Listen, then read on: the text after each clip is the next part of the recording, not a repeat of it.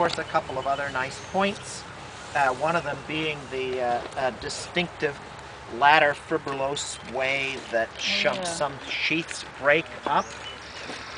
That's what that means in the key.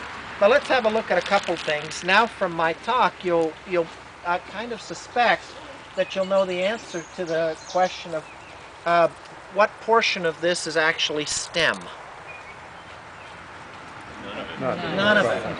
Yeah, so if you start peeling these leaves back, you'll quickly see that they all go back right to the very base.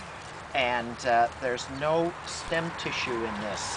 And this actually really ought to be done to music, but we'll just pass on it for now. There you can see how you constantly can peel it back and peel it back, and every single leaf goes right to the bottom. And of course, as you get inside to these younger leaves, what do you run into at the base of the leaves? You run into tissue in these younger leaves that is still meristematic at the base. And so once you reach a certain point of peeling back and these young meristematic leaves, of course, you immediately become aware of why there are sheaths. And it can't support itself, and of course, because this is soft, succulent, meristematic tissue, and that's what you eat on when you have this piece of grass in your mouth. And so you can see how nicely integrated that is. You can also see that this plant here has bladeless basal sheaths at the base of the vegetative shoots. That's what they look like. So when you look for fertile shoots, you look at the base to see whether they came up through the middle of last year's vegetative shoots or not.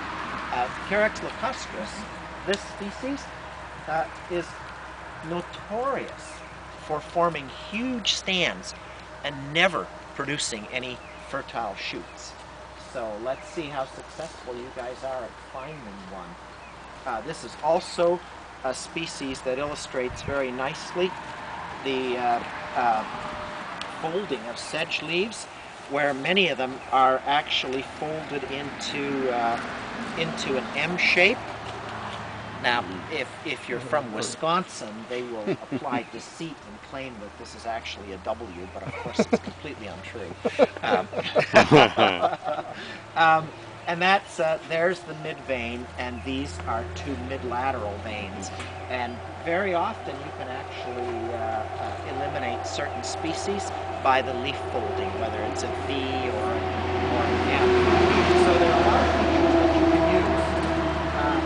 If we see any fertile stems of lacustris, give a shout. We'll have a look at